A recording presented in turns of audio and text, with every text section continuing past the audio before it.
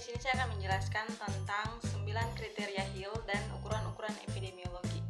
Yang pertama, 9 kriteria Hill mengemukakan 9 hal yang perlu ditegakkan dalam membedakan suatu faktor yang dicurigai sebagai kuasa. Yang pertama, kekuasaan asosiasi.